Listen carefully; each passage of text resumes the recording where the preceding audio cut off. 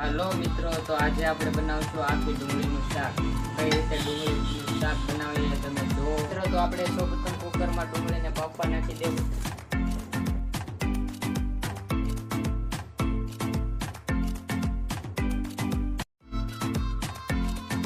મીઠું નાખશું આપણે. ટમેટાની ગ્રેવી.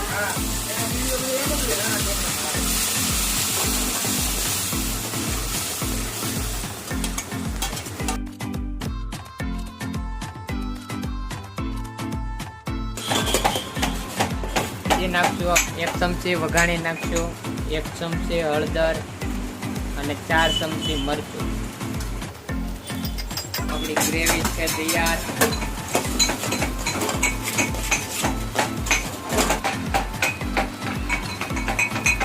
હવે આપણે નાખશું બાફેલી ડુંગળી.